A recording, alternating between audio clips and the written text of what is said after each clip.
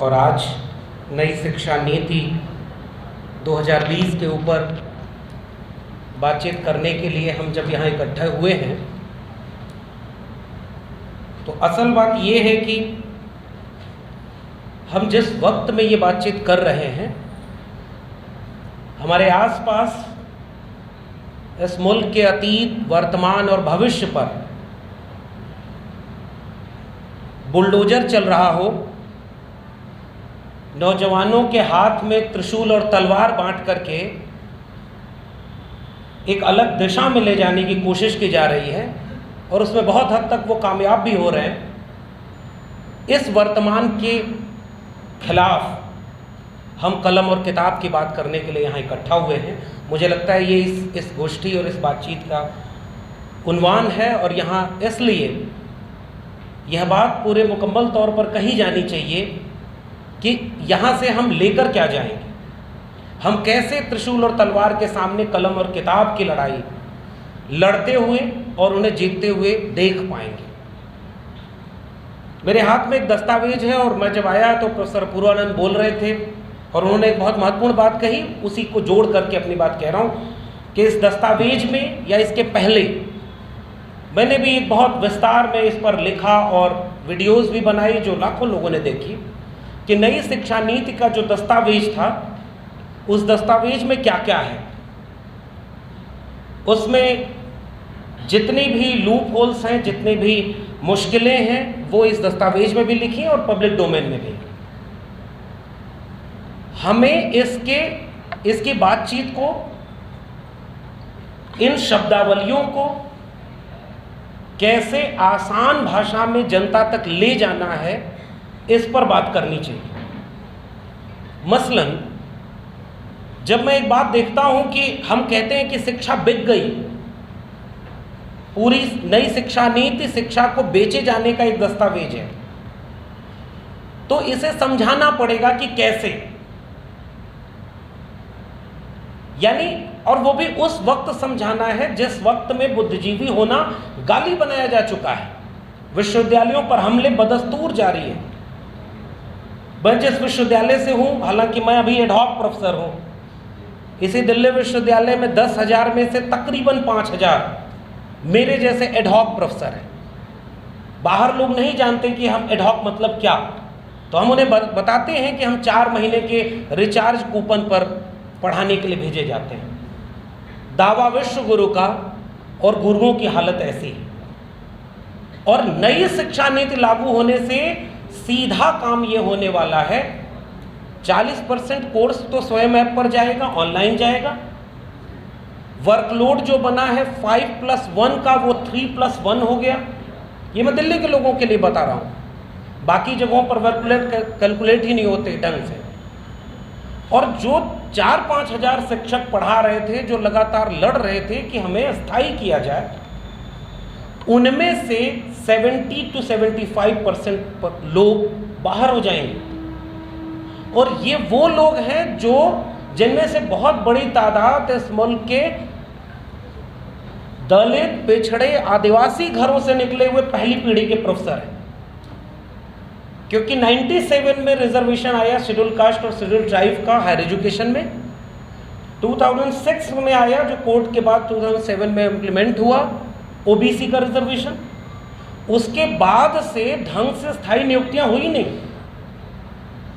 और मैंने जब आरटीआई लगाई 1 जनवरी 2020 में, तो ये पाया कि 97% पोस्ट जो प्रोफेसर की है schedule caste, schedule tribe and OBC की, उसमें वो वैकेंट है, उस पर कोई परमानेंट अपॉइंटमेंट नहीं हुआ है, असिस्टेंट प्रोफेसर पर हुआ है।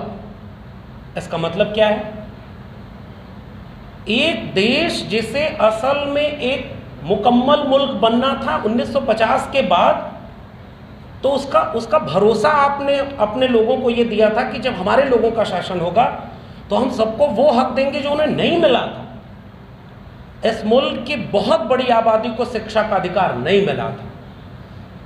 तो जो एक राष्ट्र बनने की प्रक्रिया थी, उनमें से सबसे महती जिम्मेदारी इस मुल्क के विश्वविद्यालयों पर थी, जो समावेशी होते और वो विश्वविद्यालय समाज के सामने एक नज़ीर पेश करते कि जैसे एक विश्वविद्यालय एक कक्षा समावेशी हमने बनाई, वैसे ही एक राष्ट्र, एक समाज भी समावेशी बनाना है।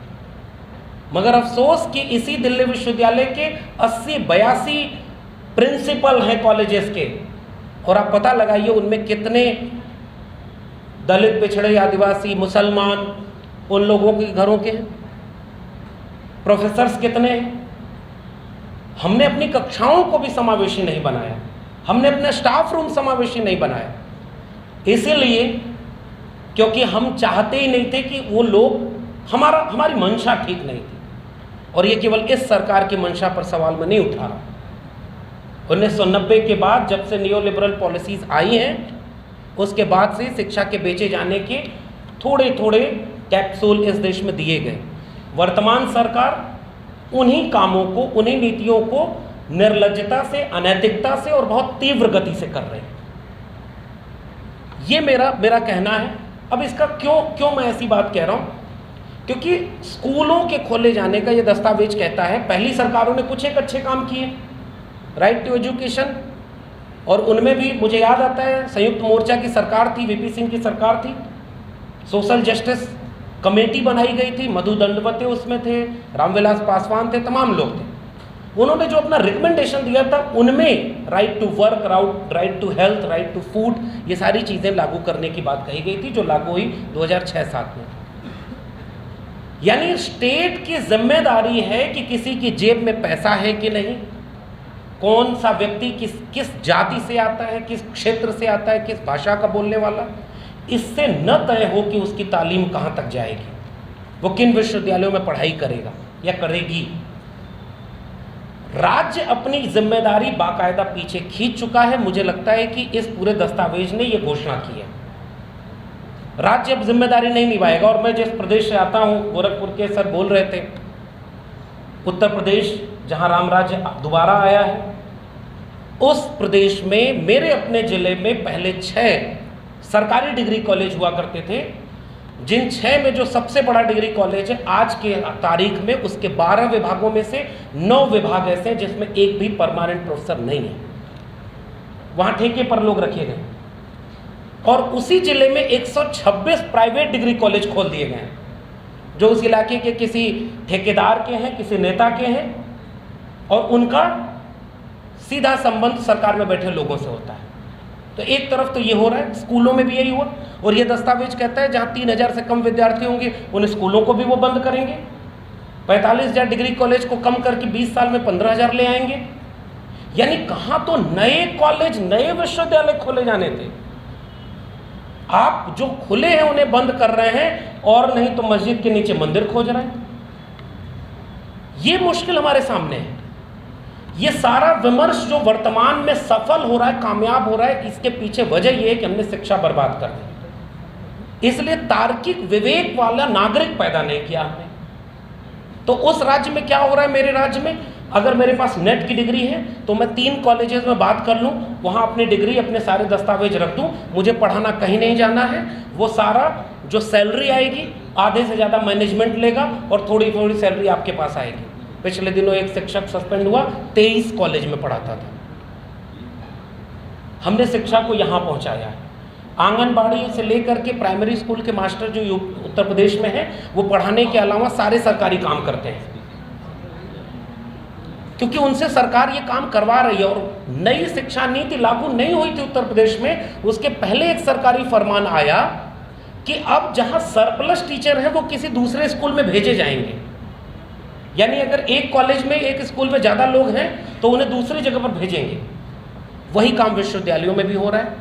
और धीरे धीरे ये शिक्षा नीति जिस दिशा में हमें ले जा रही है, दावा भले विश्व गुरु का हो, लेकिन एक अपढ़ उपढ़ भीड़ के रूप में हम नागरिकों को तैयार करना चाहते हैं, जिनमें कोई तार्किक विवेक न हो, कोई वैज्ञानिक दृष्टिकोण न हो, और सांप्रदायिकता हो, जातिवाद हो, तमाम तरह के लोग इन चीज़ों की राजनीति को कामयाबी से कर सकें। इसलिए उनकी मंशा ये नहीं है।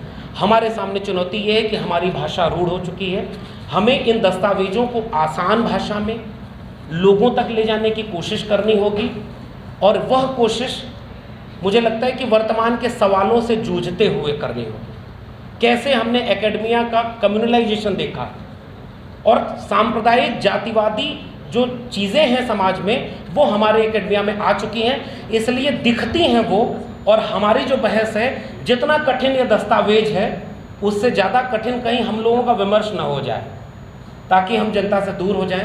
मुझे लगता है कि बहुत कम समय में ये बात कहने का मौका आपने दिया। बहुत बहुत शुक्रिया, धन्यवाद।